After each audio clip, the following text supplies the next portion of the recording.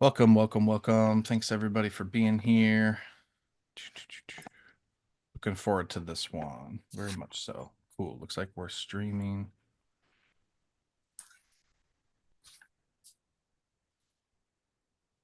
All right. Here we go. Hello and welcome to the Starting and Operating a Successful Permaculture Nursery Summit brought to you by the Permaculture Institute of North America, or PINA. If you support permaculture across the North American continent, then please consider becoming a PINA member today at pina.in. Today's summit is brought to you by PINA members and for PINA members and the broader permaculture community. I'm Jesse, and I'll be your host for today's summit. Our next presenter is the magnanimous Ben Caesar, presenting on the topic of perennial vegetables and how to encourage their greater adaptation. Ben is the founder of Fiddlehead Nursery, established his business in 2012 after a journey rooted in permaculture and forest gardening. Starting with transforming his small urban yard in Guelph, Ontario into an edible perennial garden, Ben then moved to Beaver Valley in 2011 to expand his vision. At Fiddlehead, he grows all the plants he sells, focusing on hardy perennials suited to his challenging USDA Zone 5 climate. Ben's farming practices emphasize sustainability, avoiding chemicals in favor of compost, nitrogen fixing plants, and perennial ground covers to maintain soil health. He also fosters a learning environment by hosting woofers, international farm workers who exchange labor for education, and cultivating a community passionate about sustainable farming and gardening. Welcome, Ben. Great to have you here. Thanks very much. I don't think Abs- anybody's ever called me magnanimous before. I was having Excuse fun with those adjectives for everybody. me. Nice. I've been starting with the same question, actually two questions that I ask everybody, just because they tend to yield interesting results, and then I'll let you get on to your presentation and the topic. But the first one is, how has permaculture impacted your life, would you say? Hugely. Yeah, I wasn't into permaculture until I was around 27 and I moved to Guelph and met a guy who invited me to come and plant a field of nut trees with him. And he told me about permaculture and it changed my life. I was really taken with the concept. He lent me some books. I started experimenting with, I wasn't a gardener before then.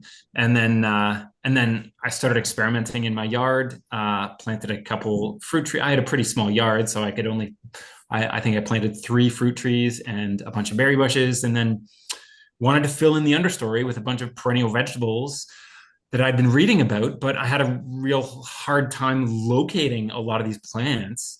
So that is what spurred the idea of a plant nursery. I thought here's a niche that I could exploit, and it would give me an excuse to track down a whole bunch of weird and wonderful perennial vegetables. And then I was fortunate enough to be able to get myself a farm.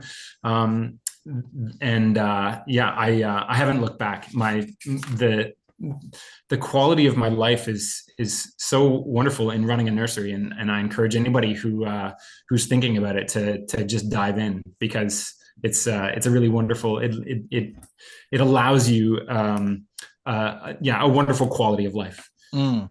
Yeah, yeah. I think that's one of the things that when I and so many people learn about permaculture and kind of get bit by the permaculture bug, it hints at this, or maybe explicitly even talks about the quality of life that is sort of like beyond what we're used to in sort of suburban, normal, sort of capitalistic culture. And it's something that draws us in. But then sometimes we're like, well, wait, how do I make permaculture my livelihood? How do I live a permaculture life? I already have this other job and all this other sort of like preset conditions almost. So with that in mind, with that little caveat, why would you say, and you kind of already mentioned this, but maybe go a little bit deeper, what about the nursery business might be like a really good fit for somebody just getting excited about permaculture? Well, how might it be a beneficial sort of livelihood or path for folks to go down? Well, one thing is that you can do it on a really small scale. You can do it on any scale. So, it's a great hobby, and then you can make a little extra money on the side, or you can sort of expand as you're able to. Mm. And you really don't need much room to start a nursery. Like you can do it with a really small yard. You can do it in a driveway, really. Love that. So there's a lot of possibilities for people running small scale nurseries and then scaling them up, or just keeping it at a hobby level. There's every kind of scale is available to people, and I don't make a lot of money with my nursery. I make some. I make enough that I don't have to work during the growing season, but I still work all winter at a full-time job. So I don't make my entire living through the nursery, but I'm also subsidizing my life through the produce that I grow, and I have a pretty low I don't have to pay a lot of money to live because I'm growing a lot of my own food, and I've become more and more self-sufficient as the gardens develop. So I've been lucky in that way. Yeah. And smart in that way. You design your life in that. That's kind of the permaculture thing is multiple streams of income, nice resiliency, and all the systems that make up your livelihood. So, well, without further ado, Ben, why don't you take it away and lead us on your presentation? I'll be here if you need me, and otherwise, take us forth. And thanks again for being here. Okay, thanks a lot for having me, Jesse. Um, so I'm going to talk a little bit about sort of like how to encourage people to grow perennial vegetables and to accept perennial vegetables as a concept. Uh, yeah, it's really important, I think, in an edible forest garden to have a productive understory. And a few things that I've done with my nursery that help to encourage people to plant and use perennial vegetables. One is I have a demonstration garden. When I first started the nursery, one of the first things I did was to plant a demonstration garden in order to show people what you can grow. So I lead tasting tours. I charge people $5 for a 15-minute tasting tour around the garden, and so I can give them samples of plants and they can taste them. And a lot of people are shocked at what a diversity of different flavors and textures you can get from a perennial edible landscape. It's really fun to lead people around the garden, and an interesting aspect of that is that the tour is quite vastly different from the spring through the summer till the fall. It changes, like the products that come out of the garden is, there's a lot of shoot vegetables in the spring, and then leafy greens throughout the summer, and then more fruit and nuts develop as the season winds down. Yeah, I do workshops, as Jesse mentioned, on designing forest gardens, and I also do workshops on plant propagation. So one of the things about forest gardens is that it takes a lot of plants to fill in the understory. And so if people are serious about it or want to fill in a larger area, then it really makes sense to learn how to propagate your own plants. So those are great. And then obviously in the design workshops, I talk a lot about perennial vegetables and how to use them in the kitchen. And most people have no idea what you're talking about when you mention perennial vegetables. They're like, what is that? So then obviously the first answer is asparagus and rhubarb are the two most common perennial vegetables that anybody knows. And really they're the only common ones in the West, or in North America at least. But then, it really takes a mind shift because there are hundreds of different plants that survive the winter where I live, and that people use in different parts of the world.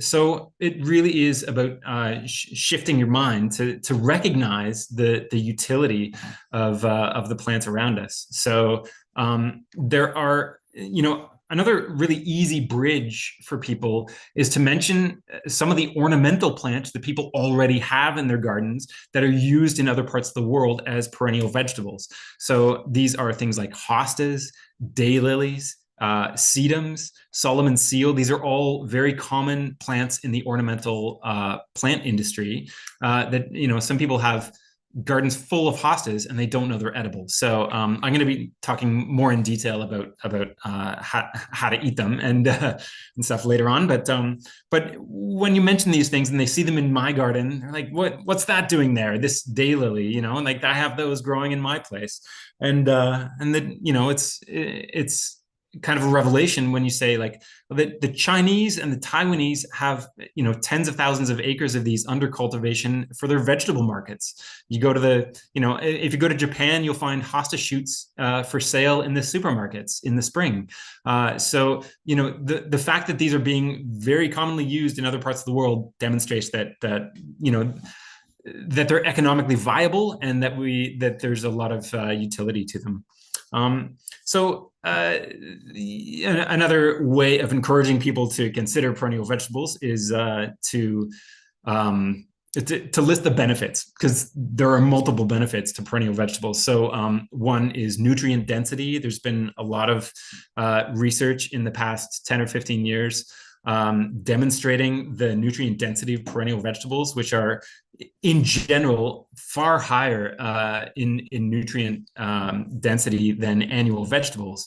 And this is because they have deep, extensive root systems. You know, it takes them years to develop and to mature, but then they have like these really extensive root systems that can access minerals from the subsoils and concentrate them in their leaves. And so they're high, you know, higher nutrient density than annual vegetables.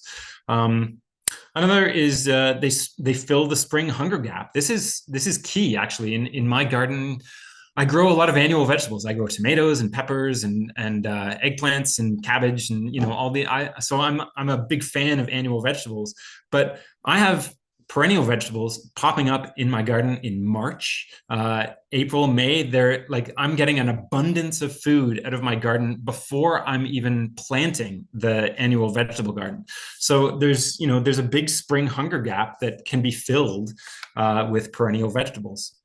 They're very low maintenance. Once they're established, it takes a lot of work to build any garden, but with perennial gardens, it's much easier to have a larger perennial garden and put less work into it than you know, a smaller annual vegetable garden.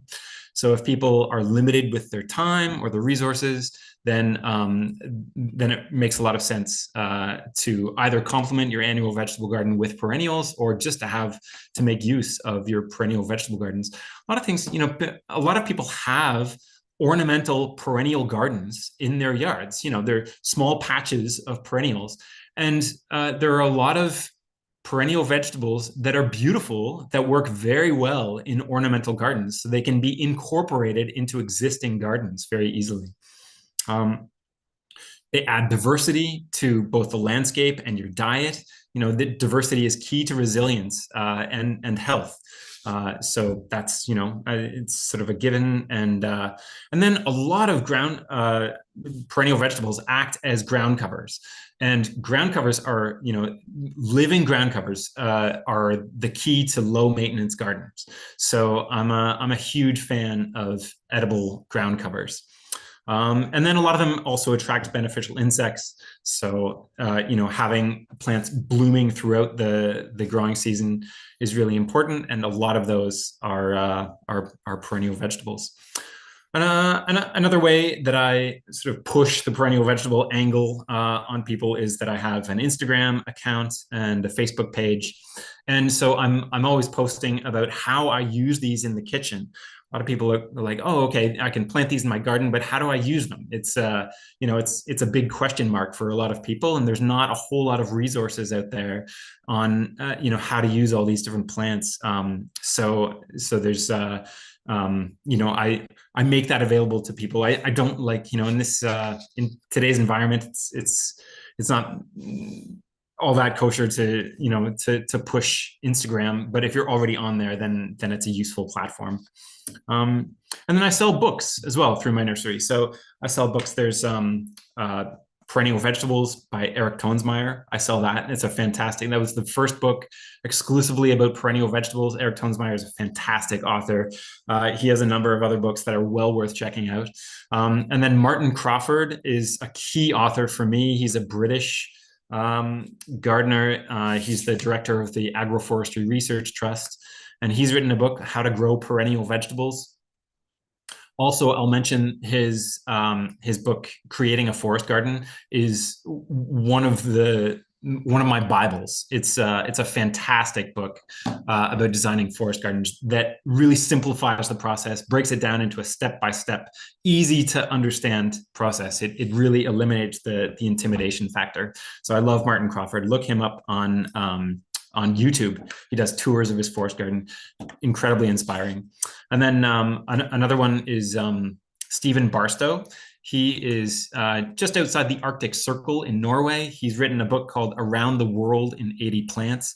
Fantastic resource. He's experimented with more than 2,000 edible plants in his garden, and he chooses his 80 favorites to profile in this book. And not only does he tell you how to use them in the kitchen, how to grow them, but also how they've been used traditionally by the indigenous people all around the world.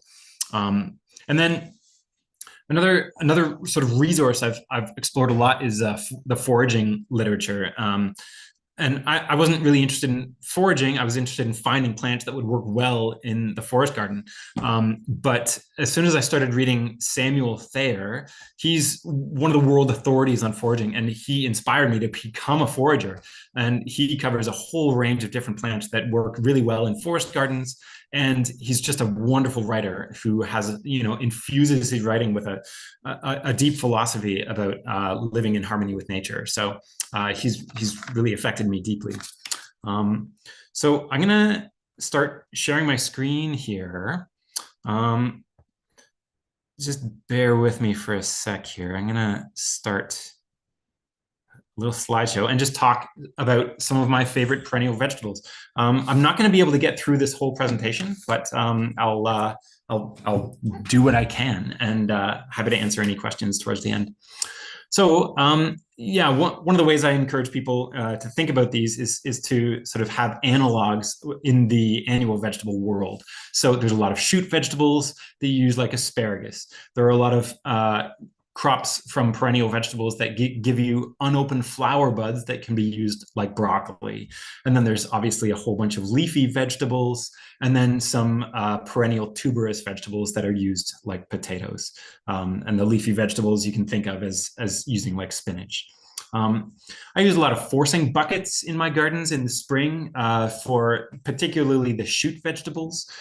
So I'm sure most of you have seen white asparagus in the supermarkets. This is called forcing asparagus. So it's not a different variety of asparagus. They've just excluded the light from the young shoots. So they either mound the shoots up with soil and then the shoot grows up through that mound, or they use buckets to exclude the light. So this can be done with a wide range of different perennial vegetables. It's very useful. So I just use plant pots generally, and then cover the holes with duct tape, and then put a stone on top to stop the buckets from blowing away in the wind. And I cover the plants just as I see them emerging from the soil in the spring. So on the right is some blanched rhubarb that has become really popular. And what this does is it makes the plants more tender and mild. They reach for the sun. This is called etiolation, and so they're really tender when you cut them from under the buckets. And then generally with perennials, you can just cut them right down to the ground, and then they'll pop back up. So you can just get one harvest off each plant, but it makes them really lovely in the kitchen. So let me go into a few plant profiles here. This is cow parsnip. I sell this through my nursery. Nobody ever buys it because it has phytodermatitis. So it's if you rub the stem and get the juices on your skin, or break the stem, get the juices on your skin, and expose your skin to sunlight, it'll cause a serious burn or rash on your skin. So it removes your skin's layer of protection from the sun. So you have to be aware of this if you're growing it in your garden. But I love this plant because it's a really useful perennial vegetable. It was used by the indigenous people all across Canada and the United States. It's the young greens that you're using. It's the unopened leaves, like in the picture there, or the unopened flower buds. So it's the immature parts of the plant. They're strongly flavored. So I cook them. You can use them as tempura. They make a fantastic tempura, like really a unique flavor. And then you can use them in soups and stews. It's a very highly regarded vegetable among many indigenous groups. This is related to cow parsnip or to giant hogweed. And giant hogweed, by the way, is used in the same way in parts of China, in Asia. It's an edible plant. People are terrified of giant hogweed, but there's a lot of fear mongering going on about it. So you have to be aware of the phytodermatitis qualities of these plants, but they're well worth growing in your garden. Cutleaf coneflower. This is another really important indigenous food crop. The Cherokee name for this plant is Soshan, and that is also the Cherokee name for vegetable. So that indicates how important it was in their culture. So this is native all the way across Canada, once again. This is one that forms a really good ground cover, although it's tall. It's a tall plant. When it's flowering, it's about 6 or 7 feet tall, but it's very dense. It's a misconception that ground covers need to be short. Ground covers can be quite tall. Jerusalem artichokes make a great ground cover. What ground covers do is they shade the soil, so they prevent weeds from germinating and they keep moisture in the soil. So cutleaf coneflower does this brilliantly. It does spread. It's a pretty spready plant. It'll spread underground and by seed. And so you have to be aware of that. It's more suitable for larger areas. But it's a very productive vegetable and eaten throughout the growing season until it flowers. So it has a long season of edibility. Because it's a large plant, it's producing young greens. It's the young greens that you're eating. So I like them raw. I use them in salads, but I like them even better cooked. So I put them in casseroles or soups, and then I often chop them up and throw them in eggs when I'm cooking eggs. Daylilies, again, there's thousands of acres under cultivation in parts of Asia for the daylily, the unopened flower buds. They call them golden needles. So they dry them and then reconstitute them in soups and stews. Daylilies, you can eat the flowers raw, and I often do. I throw them in salads. It's really easy to impress people by throwing daylilies in a salad. But you can only eat about 5 or 6 raw without any ill effects. If you eat 10 or 12, you'll get some serious digestive issues. So you have to cook them. But if you cook them, then you'll have no issues at all. And so I use them in tempura. I dry them for winter use. They're a very useful vegetable crop. You can also eat the shoots in the spring, as well as the tubers underground. So a really multi-purpose plant. And, it's dead easy to grow because it makes a good ground cover. This is why they're so popular in the ornamental plant industry. Elderberries. These flowers are a much heralded vegetable in some parts of Europe. So every year I batter and fry elderflowers. They're a really easy to grow plant. They're big. They get to be 10 to 12 feet tall and wide, but really fantastic and very healthy flowers. And then the berries come along later. So this is just a picture of elderflowers and daylilies that I've tempura'd. Fuki is a Japanese perennial vegetable. They use the leaf stalk and the unopened flower buds in the spring. The flower buds pop up. This is flower buds popping up in March 25th. 2023. So this is the earliest perennial vegetable. Can you imagine getting fresh food out of your garden in March? It's fantastic. So these are very bitter. It took me a long time actually to learn how to eat these and enjoy them. So the leaf stalk and the unopened flower buds, they have this very strong bitter flavor, but as tempura, they're delicious. They're really the fatty oils really cut the bitterness and complement it beautifully. And then the stalk, it's best to boil it and then peel it and then use it in soups. And I quite like it used, somewhat sparingly in soups. So well worth growing. Goji berries are grown in Asia not only for the berries, but for the greens in the spring. So the young leaves and the stems of the leaves are a highly nutritious vegetable that is highly sought after in China, in Korea. They're very commonly grown there for both leaf production and berry production. So a great multi-purpose plant. Good King Henry is a crop of the Romans cultivated Good King Henry as kind of a perennial spinach. The young greens, you can eat them raw. They're not very good raw. I prefer to cook them when they're highly nutritious. And then these produce a really nice broccoli as well. The unopened flower buds can be used like broccoli. These make a decent ground cover. If you plant them about a foot apart, the plant itself will get to be about 1.5 feet. So if you overlap the leaves, then they make a decent non-spreading ground cover. Groundnut is a North American species. It's a legume, so it fixes nitrogen, so it's improving the soil. This was an important crop of the indigenous people. In fact, they showed the pioneers how to locate and harvest groundnuts, and that helped them get through the first few winters in North America. This is a really easy plant to grow. It's a vine, so it'll climb up a trellis or a fence or other shrubs, and it'll spread in time. So if you plant them, it takes a few years before you get a decent crop, but then every year after that you can harvest a bunch. And I just cut the tubers off the vine. They get to be about the size of a chicken egg, the large ones, and then I throw the small ones back like I'm fishing to regrow the next season. And they should be peeled. The skins are pretty bitter, but if they're peeled, they're very nice. If you cook them, you should cook them. But they're excellent cooked. I love them in soups and stews. Yeah, a wonderful crop that you can have all winter. Hops, all the major hop growing regions of the world have taken to using the shoots of hops like asparagus. It's a very good spring green or spring purple, actually. They're purple and they're beautiful. They're quite hairy, so I don't like them raw. You can eat them raw, but I don't like the texture. But just a bit of cooking will mitigate that entirely. And then just a little butter, a little salt and pepper, a little hollandaise sauce, and bingo bango. It's really good. It's very delicious and easy to grow. Honewort and Mitsuba. These are the only two plants in their genus, Cryptotania. So I started growing Mitsuba because I was aware of that from the permaculture literature. But then Sam Thayer turned me on to Honewort, which is native. It grows better for me than Mitsuba. It's native to Ontario anyway, and some parts of the United States. And it does really well in the shade. So an excellent candidate for a forest garden.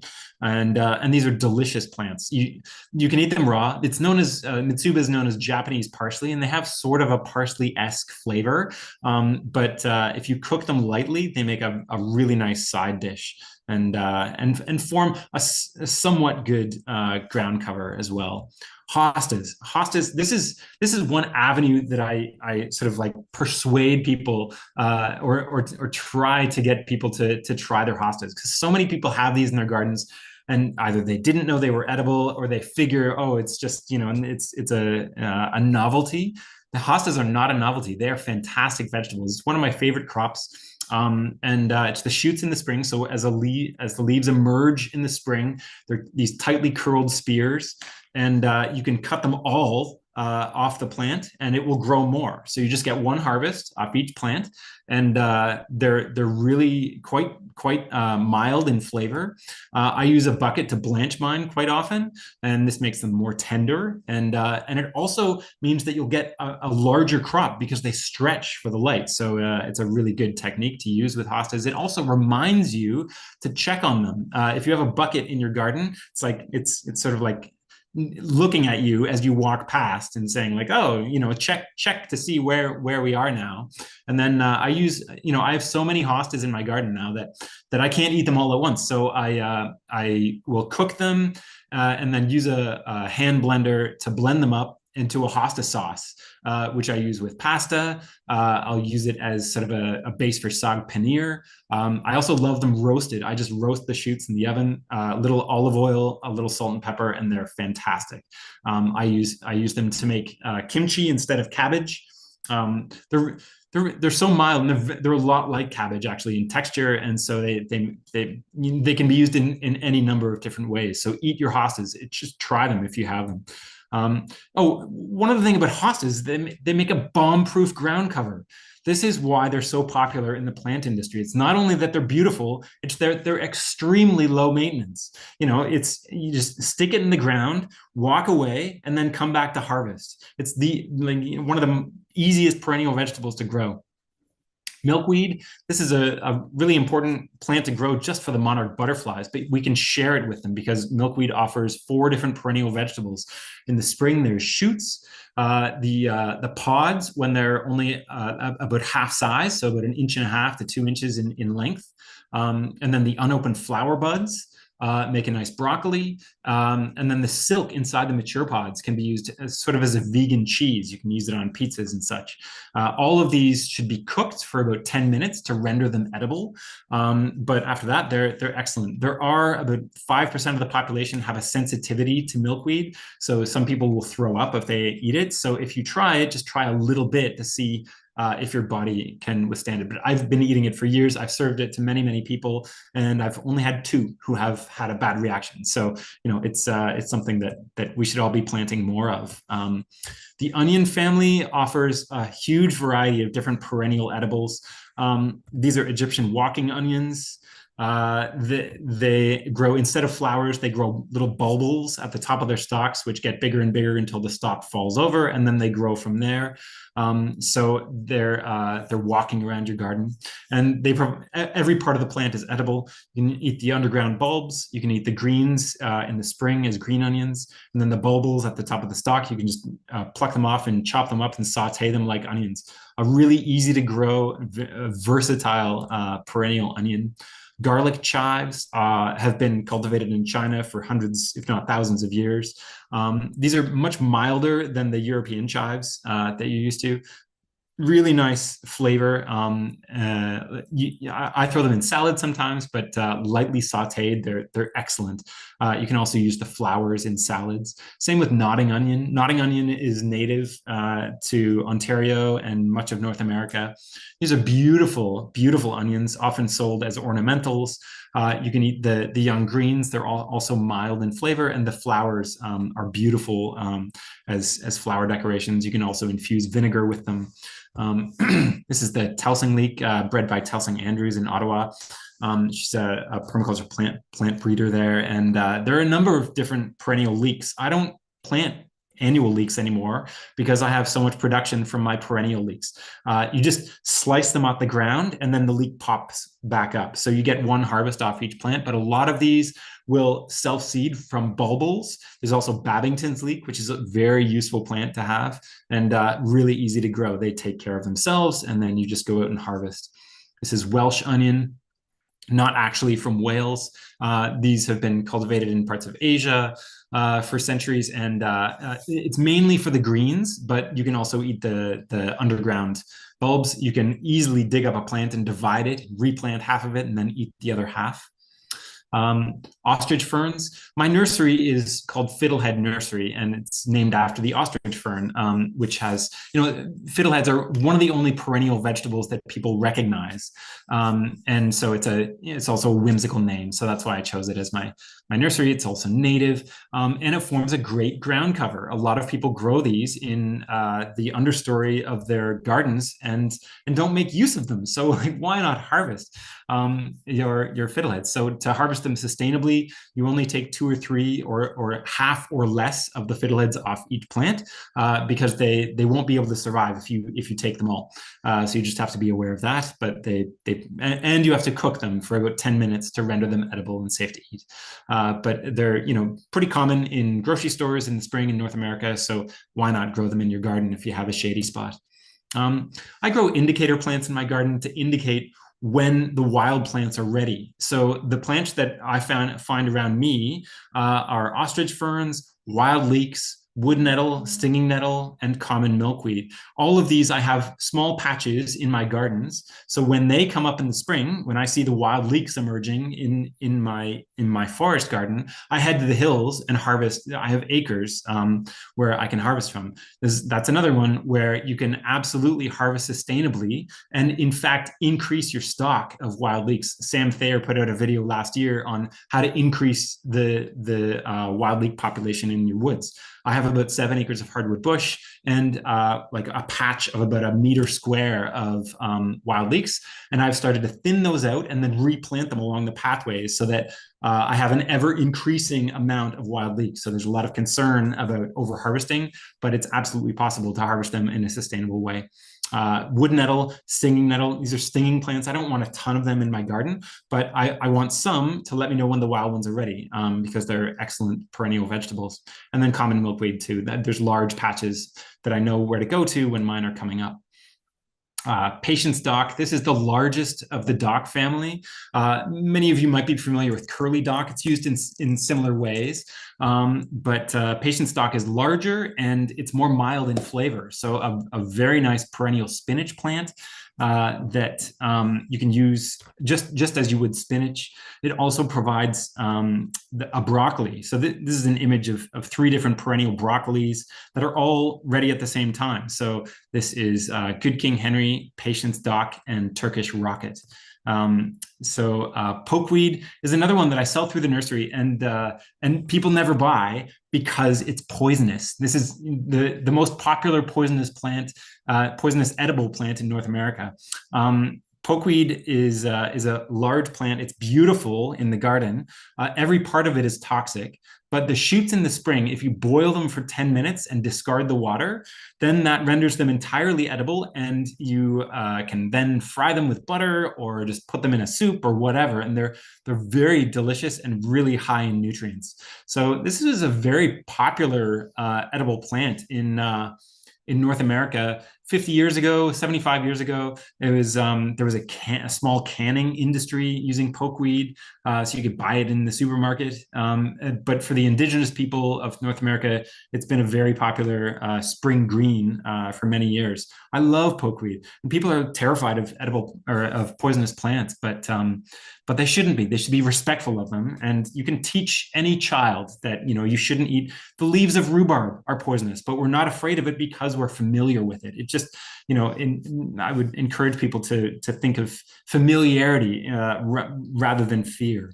Pokeweed. I love pokeweed. I serve it to everybody every spring, and it's a huge harvest that you get off each plant. It's a really large, like bigger than asparagus for each plant. So they're lovely, lovely spring shoots.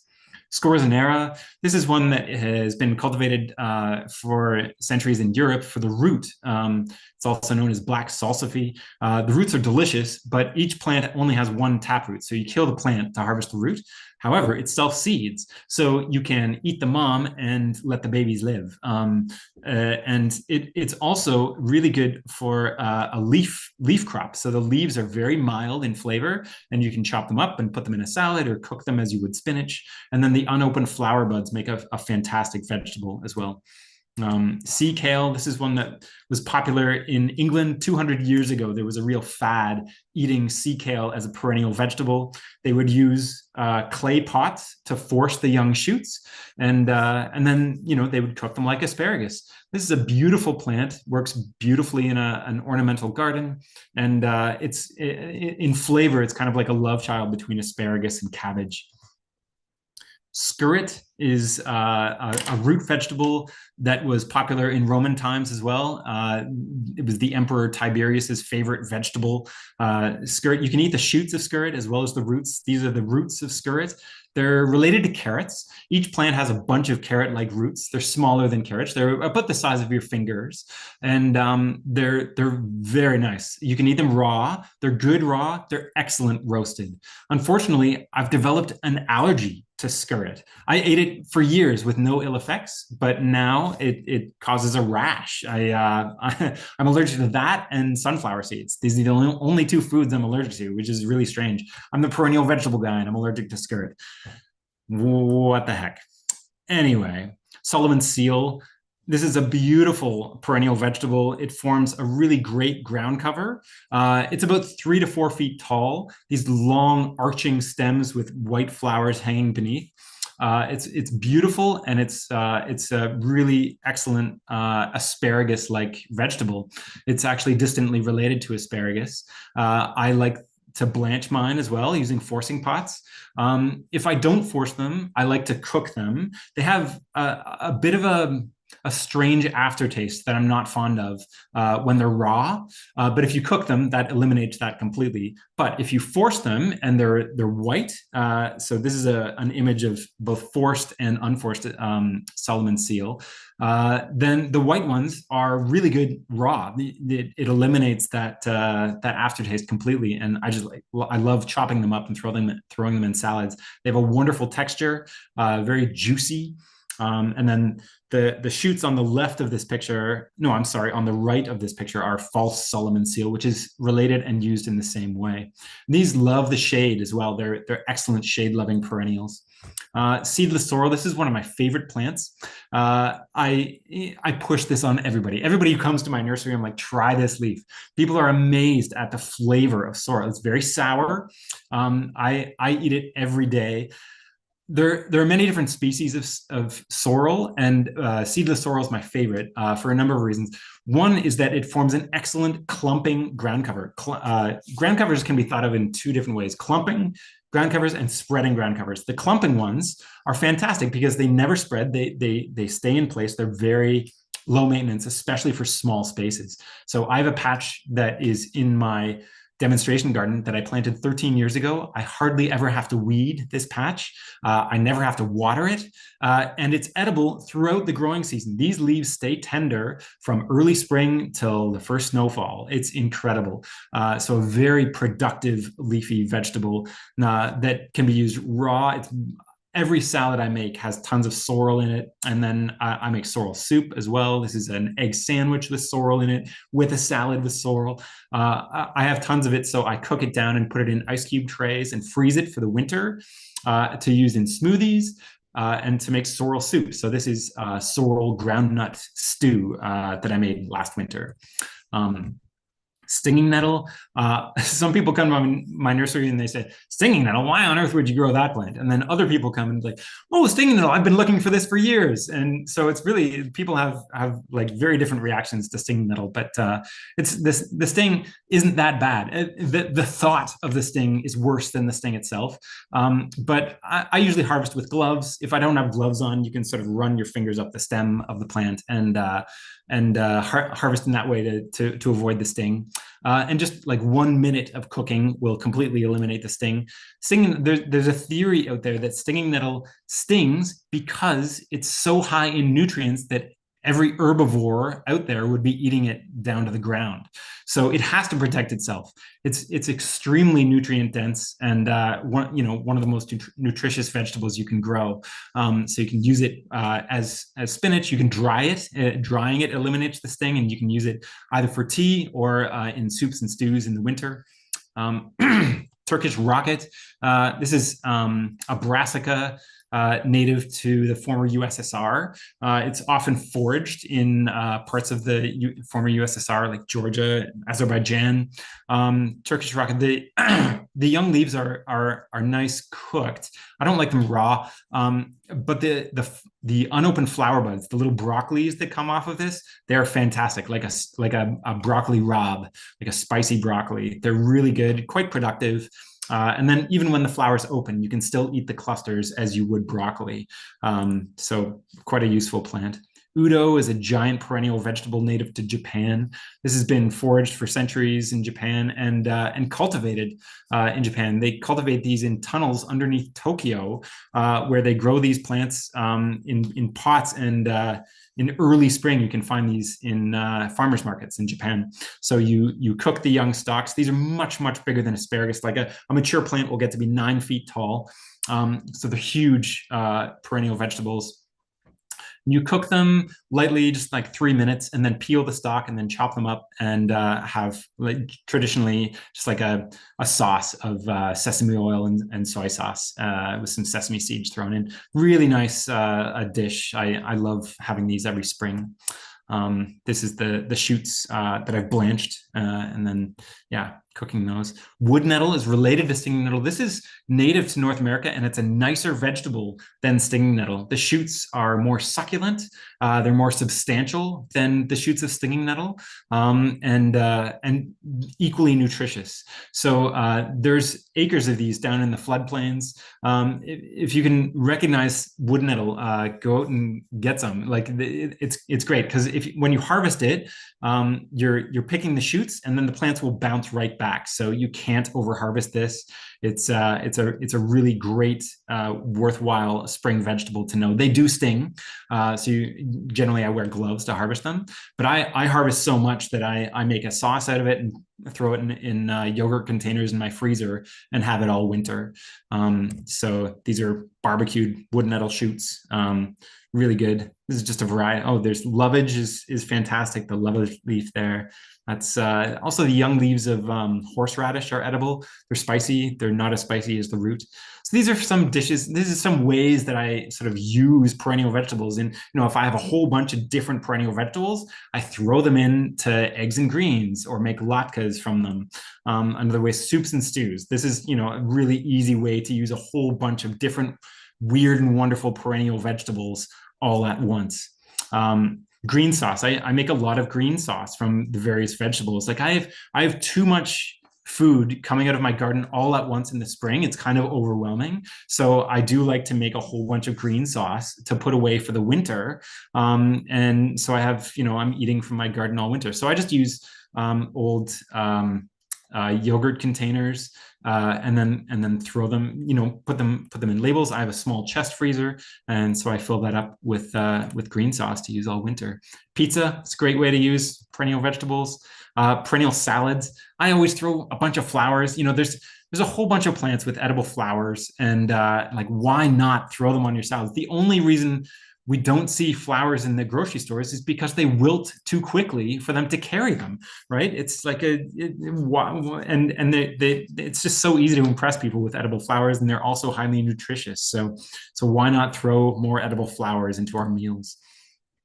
Anise hyssop is a native mint family relative that doesn't spread underground. Bumblebees love this plant. A whole bunch of different pollinators love this plant. And the leaves taste like sweet licorice. If you like licorice, my goodness, start growing anise hyssop. I throw these in salads for sure. Any salad, I'll throw some leaves of this in. A little goes a long way too, because they're quite flavorful. And then I dry this for tea as well. The leaves of basswood. I'm really interested in tree-bearing perennial vegetables. I'm I yeah, so the young leaves of basswood are excellent. The seeds can also be roasted and used as a chocolate substitute. My friend Ken Roth made us a chocolate cake once using basswood seeds. I'm gonna stop there. I see we're getting on to time. I'm sorry, I've sort of just like been rolling along here. I But never want you to stop. I never want you to stop. It's so good. Thank you, man. Can you stop screen share and then yeah. if people have questions, please go ahead and put them in the chat. That was really energizing. And, I have a fair amount of perennial vegetables, but not nearly as many as you. And it just gets me excited for spring, like to see my fuki come up and my Turkish rockets, and then plant a whole heck of a bunch more. So this is so good. Your enthusiasm is infectious. I want to come and walk around your garden and have you be like, try this, try that. Please do. Everybody's welcome. Question, are there any that you found that are deer resistant or some that are better than others, maybe? I have a couple of dogs that do a pretty good job of keeping deer away from my house. So I can't really answer that. Like my hosta shoots, I get to them before the deer do. Generally, most of these perennial vegetables, like the animals don't even really recognize them. I have a lot of rabbits on my property, Hmm. and they don't seem to bother many of my perennials. So Yeah. it might be that I'm just lucky and the deer haven't really clued in to what's out there. I So think hosta notoriously gets ate up by deer pretty quickly. There's a yeah. question here about different zones. Someone's in San Diego and they're like, I love the ones you're showing, but is there a book or a resource you would point them to find the different perennial vegetables that work in their zone? So the one by Eric Tonsmeyer covers a range of different climate zones. So there's a lot that he writes about that I salivate over that I can't grow in my area. So that's a good one. Also, Martin Crawford in England has a milder climate than I do. So his book will also cover a whole bunch. It's just called How to Grow Perennial Vegetables. Perfect. Braden asks, are there any lists of perennial vegetables with their annual productivity? So I'm thinking about, I think it's like some quantifying the productivity. Yeah, it's a good question. I don't know of any lists offhand. Uh, in general, perennial vegetables are less productive than annual vegetables because annuals have been bred over the centuries to be highly productive, but they require a lot more maintenance, a lot more fertility, and it's easier to cultivate like a larger area with perennial vegetables and then get enough food through that. Yeah, well, just on that question, since you have all this experience, if somebody was starting anew with perennial vegetables, how many of each variety would you suggest they start with, and then determine whether they like them, and then to grow them to more? Like, what's a good place to start? Yeah, one or two of each One or plant. two? That's how I started Okay. getting. And then, and then you can learn how to propagate them because that's huge. Yep. And so you want more diversity. So I would only get one or two of each plant and then learn how to propagate those. Perfect. How do you attract customers to come to your site and buy plants? that's that's a great question. I need to answer that myself. You're Yeah, I do. I do social media. I do Instagram and Facebook, and then a lot of it is word of mouth. I have a lot of repeat customers coming back. I have a table at the Guelph Organic Conference every year, and I do talks there as well. So yeah, people are generally. I hope that people spread the word on their own because I'm not great at marketing. Yeah, yep, absolutely. It looks like Skeeter, you have your hand raised. You can hop on in if you want to, if that's you. Yeah, just really quick on books. Stephen Barstow has a one called "Around the World in 80 Plants," and he's at the Arctic Circle in Norway.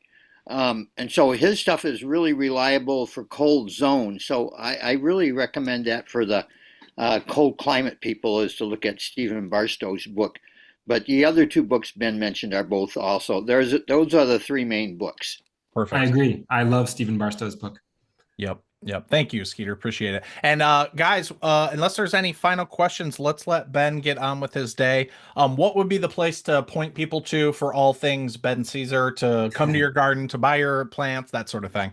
I guess just Google Fiddlehead Nursery, and my website has profiles of all the plants that I talk about. And so, not only do I sell them, but I give lots of information about how to use them, how big they get, and what the sun and shade requirements and all that stuff. So go to my website.